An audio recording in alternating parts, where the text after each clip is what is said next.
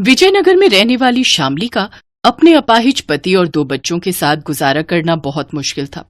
अपने घर की जिम्मेदारी उठाने के लिए वो एक छोटे से संदूक में महिलाओं के श्रृंगार का सामान अपने सर पर ढोकर गली गली जाकर बेचा करती थी। फिर चाहे कड़ाके की ठंड हो, बरसात का मौसम या फिर भीषण गर्मियों का मौसम, उस रोज भी वो कड़ी धूप में लोगों को आवाज लगाकर बुला रही थी। बिंदी ले लो, बिंदी, लिपस्टिक, शीशा, नेल पॉलिश, काजल ले लो। आहा, आज तो गर्मी ने जला कर रख दिया। इतनी गर्मी में तो आवाज लगा लगा कर मेरा गला भी सूख गया। 2 घूंट पानी मिल जाए तो गले को आराम आ जाए। जरा रुको, क्या लिपस्टिक है तुम्हारे पास? जी हाँ, बहुत ही बढ़िया लिपस्टिक है मेरे पास। सुबह लगाओगी तो शाम तक ना छूटेगी। बहन जी, वो अगर जरा पानी मिल जाता तो गर्मी के मारे गला सूखा जा रहा है। हाँ हाँ, अभी लाई। तुम तब तक लिपस्टिक निकाल कर रखो। कुछ देर बाद औरत पानी लेकर लौटी। शामली काफी प्यासी थी, इसलिए एक ही सांस में सारा गिलास पानी का गटक गई। वाह, अब ठंडक मिली है। शुक्रिया दीदी। वैसे ये रही आपकी लिपस्टिक, पूरे 20 रुपए हुए। 20 तो बहुत ज्यादा है, मैं तो 15 ही दूंगी। क्यों मजाक करती हो दीदी, इतने की तो खरीद भी नहीं है। ले लो ना दीदी, मैं बहुत गरीब हूँ। सुबह से कड़ी धूप में इस पापी पेट के लिए भटक रही हूँ। अरे कम से कम तू इतनी शर्म तो रख कि मैंने तुझे मुफ्त में ठंडा पानी पिलाया है।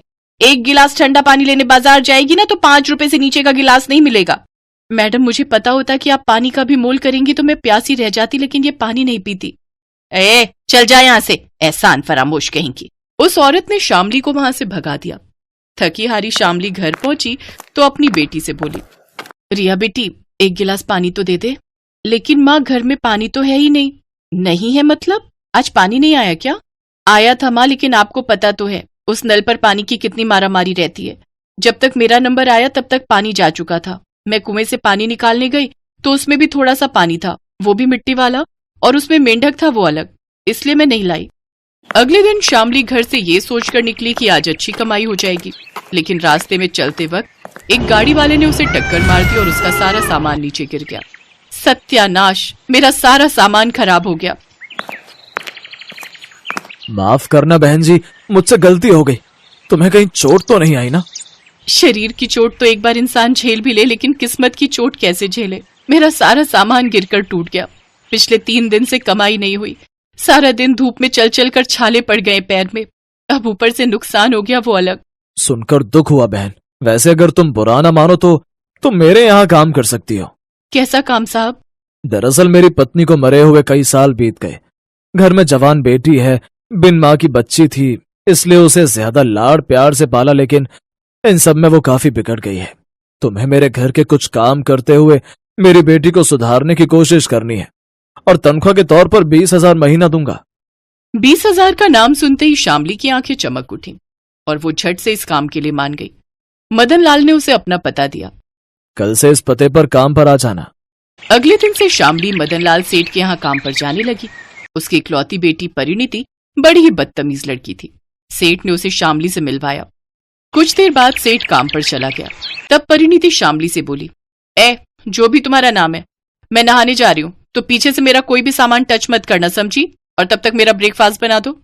शामली ने नाश्ता बनाकर तैयार कर दिया। उसके बाद घर की साफ सफाई भी कर दी, लेकिन तब भी परिणीति बाथरूम से बाहर नहीं आई। जब शामली बाथरूम के पास गई तो उसने देखा पानी बाथरूम से बाहर आ रहा है। ये देखकर शामली डर गई। परिणीति, तुम ठीक हो ना? जल्दी बाहर आओ। गुस्से में परिणीति बाहर आई। यू गंवार कहीं की, चैन से नहाने भी नहीं दिया। अगर आज के बाद ऐसा किया ना तो मैं तुम्हें नौकरी से निकाल दूंगी। लेकिन बाहर इतना पानी बह रहा था तो मैं इसलिए। हाँ तो बिल तुझे भरना है क्या? परिणीति, तुम इतना पानी नहाने में ही बर्बाद करोगी तो फिर कैसे चलेगा? हम गरीब लोग तो पानी की बूंद पीने को भी तरसते हैं। ये सुनकर परिणीति हंसने लगी और बोली, अंदर बाथिंग टब भरा हुआ है पानी से, जाओ और पी लो। ऐसे ही 20 दिन बीत गए। एक रोज शामली ने घर जाते हुए सोचा, घर में तो पानी पीने तक को नसीब नहीं होता, क्यों ना आज थोड़ा पानी यहीं से ले चलूं। एक खाली बोतल निकाली थी सेठ ने कबाड़ी के लिए, उसी में पानी भर लेती हूँ। शामली ने कबाड़ी से बोतल उठाई और उसे धोकर पानी भरने लगी, लेकिन तभी परिणीति ने उसे टोकते हुए कहा, ये क्या कर रही हो गरीब नौकरानी? बेटी, घर में पीने का पानी नहीं होता, इसलिए थोड़ा सा पानी लेकर जा रही हूँ। तुम गरीब लोग सिर्फ गटर का पानी पीने के लिए पैदा होते हो, आरओ का नहीं समझे? इस पानी का बिल आता है और साथ में बिजली का बिल भी, समझी? इसलिए जो गलती करने की भूल आज की है ना, वो फिर कभी मत करना, समझी? शामली अपनी घर की ओर चल पड़ी। अगले दिन जब वो काम पर आई तो उसने देखा रसोई का और बाथरूम का नल खुला हुआ है, जिसमें से ढेर सारा पानी वेस्ट हो रहा है। इन अमीर लोगों को भी पानी की अहमियत बिल्कुल नहीं मालूम, बस बर्बाद करने से मतलब है। पीछे खड़ी परिणीति ये सुन लेती है और वो गुस्से में कहती है, अच्छा तो तू एक नौकरानी मुझे सिखाएगी पानी कैसे इस्तेमाल करना है? अरे जितना पानी तेरे पूरे घर में नहीं होगा ना, उससे ज्यादा तो मेरे बाथरूम के बाथ टब में ही पड़ा रहता है। नौकरानी हो तो नौकरानी की तरह रहो, समझी? जुबान ज्यादा चलाने की जरूरत नहीं है। अच्छा, मैं स्विमिंग पूल में नहाने जा रही हूँ, तुम मेरे लिए जल्दी से पूल के पास मैंगो शेक ले आना, और वो भी आइसक्रीम डालकर। कुछ देर बाद शामली जब शेक बनाकर लेकर गई तो उसने देखा परिणीति पूल के पास बेहोश पड़ी है और उसके सिर से काफी ज्यादा खून बह रहा है। हे भगवान, लगता है पैर फिसलने से इनके सिर पर चोट लग गई और ये बेहोश हो गई हैं। शामली ने बिना देर किए जल्दी से ड्राइवर को बुलाया और परिणीति को लेकर वो अस्पताल गई। देखिए, इनका काफी खून बह चुका है, हमें खून की जरूरत पड़ेगी। आप मेरा खून ले लीजिए साहब, लेकिन मेरी लड़की को कुछ नहीं होना चाहिए। सेठ किसी जरूरी काम से शहर से बाहर था। शामली ने अपना खून देकर परिणीति की जान बचा ली। फिर पूरे 4 घंटे के ऑपरेशन के बाद परिणीति होश में आई। अरे तुम, मुझे यहाँ कौन लाया? तभी वो डॉक्टर वहां आया। तुम्हारी माँ बहुत अच्छी है, अगर ये तुम्हें समय रहते हॉस्पिटल नहीं लाती और अपना खून नहीं देती तो कुछ भी हो सकता था। शामली जी मेरी माँ नहीं है, लेकिन मेरी माँ से बढ़कर है। एक मैं हूं जिसने पानी तक नहीं दिया, खूब खरी खोटी सुनाई, लेकिन एक आप हैं जिन्होंने मुझे अपना खून दिया और मेरी जान बचाई। आप बहुत अच्छी हैं माँ, तुमने मुझे माँ कहा, सारे गिले शिकवे दूर हो गए बेटी। लेकिन आज मैं तुम्हें एक बात बताती हूँ, हम गरीबों के लिए पानी की कीमत खून से भी बढ़कर होती है। बेटी, आज के बाद पानी बर्बाद मत करना, उसकी कीमत समझना, क्योंकि कहीं तो लोग स्विमिंग पूल के मजे लेते हैं और कहीं तो हम जैसे गरीब पानी की बूंद बूंद के लिए भी तरसते हैं। आपने मुझे नया जन्म दिया है, आज से आप ही मेरी माँ हो, जैसा आप कहोगी अब से वही मैं करूंगी। शामली परिणीति को लेकर घर आ जाती है और उसकी खूब देखभाल करती है। फिर सेठ जी को भी जैसे ही ये खबर मिलती है वो घर लौट आते हैं। बहन, तुमने इसे बचाया और ऊपर से इसमें इतना बदलाव, तुम्हारा ये एहसान मैं कभी नहीं भूलूंगा। अब मैं भी तुम्हारे लिए कुछ करना चाहता हूँ। बाबा, अगर आप कुछ करना ही चाहते हैं तो शामली माँ के यहाँ नल लगवा दीजिए, इनके यहाँ पानी की बड़ी किल्लत है। ठीक है, ये तो मैं करूंगा ही। साथ ही शामली बहन, आज से तुम्हारे पति का इलाज का खर्चा और बच्चों की पढ़ाई का खर्चा सब मैं ही उठाऊंगा। ये सुनकर मालती बहुत खुश हुई। अपने कहे मुताबिक सेठ ने वो सब किया भी। अब शामली के घर के बाहर हैंडपंप लगवा दिया, जिससे उसे पानी की किल्लत से छुटकारा मिल गया। शामली अब अपने परिवार के साथ बहुत ही खुशी से जीवन जीने लगी।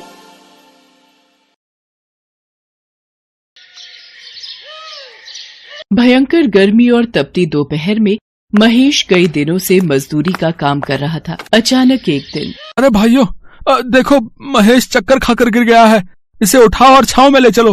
हम सबकी गलती है जो हमने इस सेठ का काम पकड़ लिया। कितनी बार तो कह चुके हैं कि दोपहर में जब गर्मी होती है थोड़ी देर काम रुकवा दें, पर यहाँ हमारी कोई सुनता कहाँ है। चलो भाई, फिर से काम पर लग जाते हैं, वरना सेठ जी आ गए तो 2 बातें और सुना देंगे और पता चले कि हमारी पगार में से काट लेंगे। ये सब क्या हो रहा है, हैं? मैंने तुम्हें यहाँ काम करने के लिए रखा है या कि फालतू की बातें करने के लिए? और महेश, तू यहाँ लेटा क्यों हुआ है? काम नहीं करना क्या आज? या फिर आज के तेरे 100 रुपए काट लूं? सेठ जी महेश को काम करते हुए चक्कर आ गए थे, इसलिए हमने उसे छांव में लिटा दिया। तुम मजदूरों के सहारे अगर मैं ऐसे काम करने लगा फिर तो मुझे 2 साल एक घर बनाने में लग जाएंगे। महेश, अगर दोबारा ये गर्मी से बेहोश होने का नाटक किया तो मैं तुझे नौकरी से निकाल दूंगा। हाँ। महेश और बाकी मजदूर चुपचाप फिर से काम पर लग गए। अब वो लोग बीच में काम छोड़कर जाते तो सेठ उनके पैसे मार लेता, इसलिए सभी मजदूर उसके खिलाफ कुछ नहीं कह सकते थे। महेश काम करके शाम को सेठ से कुछ उधार पैसे लेने जाता है। अरे अंधे, तू पिछले 10 मिनट से पंखा बंद करके झाड़ू लगा रहा है, हैं? हो गई झाड़ू? अब जल्दी से पंखा चला और सामने कूलर का बटन भी खोलता जा, और मेरे लिए बढ़िया सी ठंडाई बर्फ डालकर बना ला। चल जा। जी मालिक, अभी बनाकर लाता हूँ। कामचोर कहीं के, फिजूल की तनख्वाह खाने की आदत पड़ गई है, हैं? और एक काम नहीं करते, बताओ। हाँ महेश, क्या काम है? तू बोल। मालिक, कुछ पैसे उधार चाहिए थे, मेरे घर का पंखा खराब हो गया है और बिना पंखे के रात को बीवी बच्चों को बहुत गर्मी लगती है। अगर आप कुछ पैसे उधार दे देते तो मैं घर के लिए एक नया पंखा खरीद लेता। तेरा दिमाग खराब हो गया है? मेरे पास इतना फालतू का पैसा नहीं है जो मैं तुम सारे मजदूरों पर उड़ाता रहूं। मुझे भी अपना घर चलाना भाई। और तुम लोगों को क्या गर्मी लगेगी? तुम तो वैसे भी खुली हवा में सोने वाले हो। आजकल इतना अच्छा मौसम है, बाहर आंगन में चारपाई डालकर सुला दिया करो बीवी बच्चों को। मैं पैसे उधार नहीं दूंगा। तेरा क्या भरोसा, कल तू बीमार होकर घर पर बैठ जाए तो मेरे तो पैसे चले जाएंगे ना। और हाँ, बहुत दिनों से देख रहा हूँ तू काम बहुत धीरे कर रहा है। कल सुबह जल्दी आ जाना। महेश उदास होकर घर आ जाता है। क्या हुआ जमुना, ये पिंकी लेटी क्यों हुई है? और सोनू कहाँ है? पिंकी को उल्टियां हो रही हैं। सोनू बराबर वाले मेडिकल से दवाई लेने गया है। सारी रात गर्मी से बच्चे सो नहीं पाते हैं, इसी वजह से तबीयत खराब हो गई है बच्चों की। तुमने पंखे के बारे में बात की? ये तो थी, पर सेठ जी ने साफ मना कर दिया। ज्यादा जोर डालूंगा तो कहीं नौकरी से ही ना निकाल दे। ये लो माँ दवाई। माँ, बहुत गर्मी लग रही है और जी भी घबरा रहा है, थोड़ी सी हवा कर दो। पिंकी बिटिया, आ मेरी गोदी में आजा, मैं तुझे हवा करता हूँ। पता नहीं हम गरीबों के साथ ऐसा क्यों होता है। ये अमीर लोग हमारी परेशानी को क्यों नहीं समझते हैं। थोड़ी सी मदद कर भी देंगे तो उनका क्या चला जाएगा। और फिर उधारी तो मांगे हैं, तुम तो काम करके पैसे चुका देते। एक बार कल फिर कोशिश करता हूँ, शायद सेठ जी का दिल पिघल जाए। महेश एक बहुत ही गरीब मजदूर था।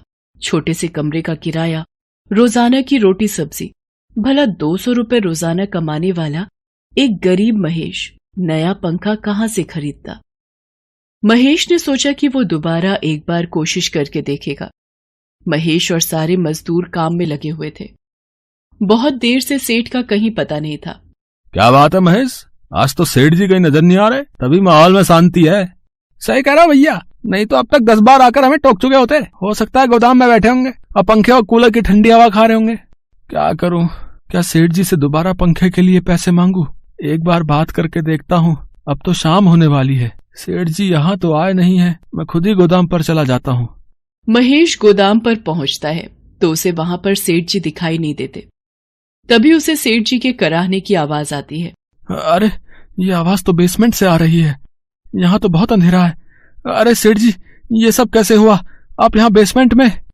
महेश किसी तरह सीढ़ियों से सेठ जी को ऊपर लेकर आता है और सारे मजदूरों को बुला लेता है। तुम लोग यहीं सेठ जी के पास रुको, मैं किसी डॉक्टर को बुला कर लाता हूँ। महेश, सेठ जी ने हम सबके साथ इतना बुरा सलूक किया है, अब हम क्यों डॉक्टर को बुला कर लाए भाई? हैं? हमें क्या पड़ी है, हम भी घर चलते हैं, बोल देंगे कि हमें पता नहीं चला। किशोर, ये तुम कैसी घटिया बातें कर रहे हो? तुम्हें पता भी है इस वक्त सेठ जी की हालत कितनी खराब हो रही है? अगर तुम में से कोई नहीं यहाँ रुकेगा तो मत रुके, मैं सेठ जी को डॉक्टर के पास खुद ही ले जाता हूँ। हमें माफ कर दो महेश, हमसे गलती हो गई। तुम डॉक्टर को बुला लो, तब तक हम सेठ जी का ध्यान रखेंगे। महेश डॉक्टर को बुला लाता है। तब तक सेठानी भी खबर सुनकर वहां पहुंच जाती है। सेठ जी बीपी के मरीज हैं, गर्मी की वजह से इन्हें घबराहट हो गई थी। अगर कुछ देर और ये बेसमेंट में रहते तो इनकी जान भी जा सकती थी। महेश, तुमने आज सेठ जी की जान बचाकर हमारे ऊपर बहुत बड़ा एहसान किया है। तुम ठीक कह रही हो कल्याणी, मैंने हमेशा इन सब मजदूरों के साथ इतना गलत किया। मैं इनकी परेशानी को कभी समझ नहीं पाया। महेश, मैं तो नाम का अमीर हूं, पर तुम तो दिल से अमीर हो, ये मुझे आज पता चल गया। मुझे माफ कर दो। उस दिन से सेठ ने अपना व्यवहार बदल लिया। उसने महेश के साथ साथ सभी मजदूरों को एक एक पंखा उपहार में दिया। अब दोपहर के वक्त महेश और सभी मजदूर कुछ देर आराम भी कर लिया करते थे। Thanks for watching.